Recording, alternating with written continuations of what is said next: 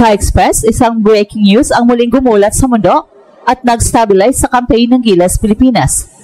Matapos ang mga linggo ng eligibility crisis na nagresulta sa mass red flagging ng mga key players, kabilang na si Justin Brownlee, finally ay kompleto na ang final 12 roster para sa 33rd SEA Games sa Thailand.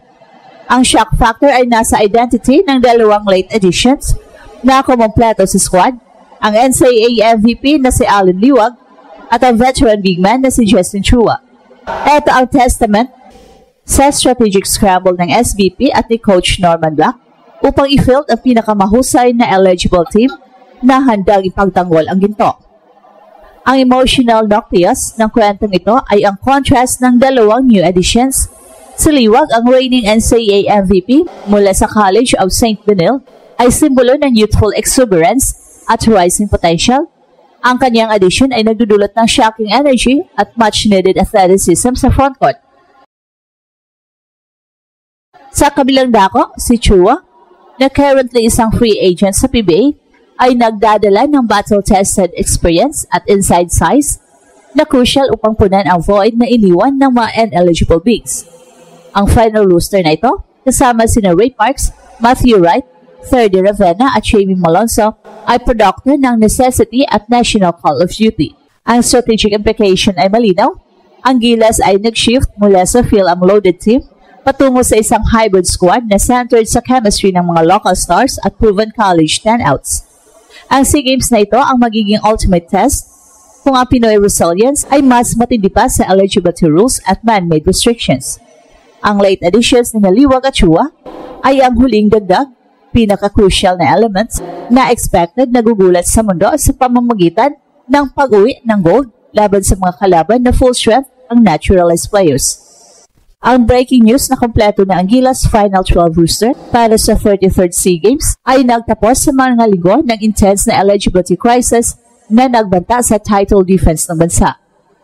Ang shock factor ay nagsimula ng mass red flagging ng mga key players kasama sina Justin Brownlee at Michael Phillips. Ang nangyari na paglipat kay Coach Norman Black at sa SBP na naghanap ng mga late additions upang i-field ang best possible team sa Thailand. Ang scramble na ito ay nagtapos sa pagsama kina Allen Liwag at Justin Chua na nagbibigay ng massive sigh of relief sa buong basketball community. Ang emotional nucleus ng kwentong ito ay ang battle ng Gilas laban sa adversity na idinulot ng stricter eligibility rules. Ang core ng team ay nanatiling sulit pero ang depth at size sa frontcourt ay critically lacking. Dito pumapasok ang genius ng coaching staff. Ang pagkuha ng dalawang player na may contrasting yet crucial na skill sets upang ikumpleto ang final lineup. Ang official list na inilabas ng Philippine Olympic Committee ay nagkumpirman ang Final 12 ay binubuo ni Ferdy Ravenna, Cedric Manzano, Ralph Panopio, Matthew Wright, Ray Parks, Vante Musal, Abo Chador, Jamie Malonzo, VJ Pri at ang dalawang huling reinforcements. Si Allen Liwag ang reigning NCAA MVP mula sa College of St. Benil. Ang shocking inclusion na nagdadala ng youthful energy at untapped potential. Ang kanyang addition ay strategic dahil sa kanyang explosiveness, athleticism at rebounding prowess, mga qualities na essential laban sa mga bigger centers ng Thailand at Indonesia. Sa kabilang banda, si Justin Chua, isang veteran center na free agent sa PBA, ay nagdadala ng calm leadership at proven size na kailangan sa mga high-pressure games. Ang mix na ito, NCAA MVP at PBA veteran, ay nagpapakita na ang Gilas ay gumagamit ng available talent mula sa lahat ng level ng Philippine basketball. An unexpected triumph ng roster completion na ito ay nagbibigay ng narrative na kung paano makarecover ang Gilas mula sa worst-case scenario.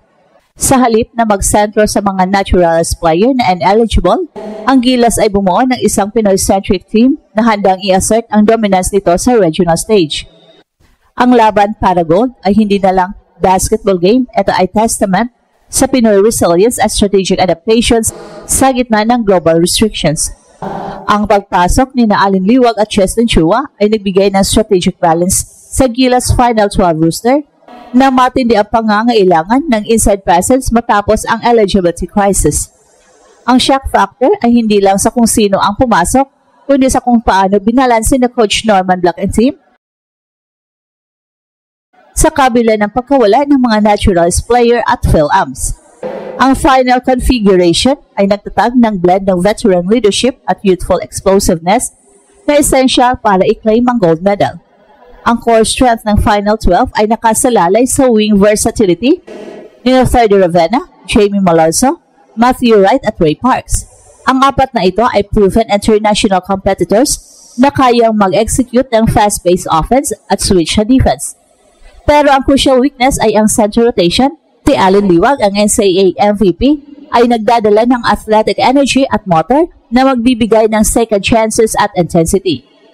Ang youthful hunger niya ay vital para i-match ang pace ng Southeast Asian opponents.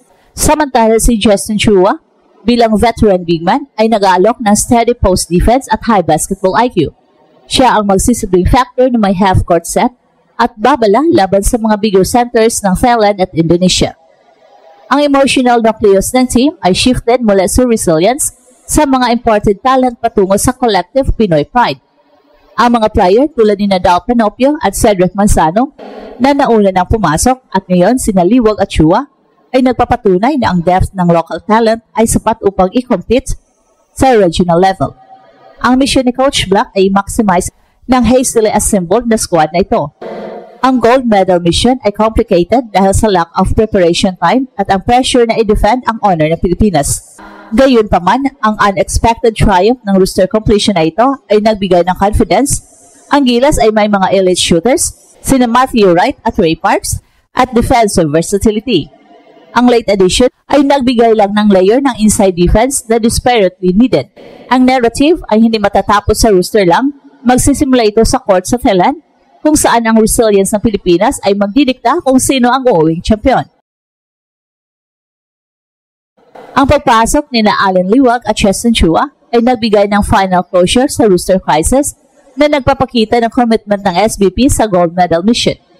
Ang strategic adaptation na ito ay testament sa depth ng local Pinoy talent kung saan ang NCAA MVP at ang PBA veteran ay nagtutulungan upang i-complete ang squad. Ang Final 12 na ito ay pure Pinoy pride. Ang emotional high ng roster completion ay dapat gamitin ng Gilas bilang fuel sa Thailand. Ang team ay may talent at firepower para manalo, pero ang challenge ay nasa cohesion at chemistry dahil sa last-minute changes. Gayunpaman, ang Pinoy resilience ay laging umagat sa gitna ng adversity.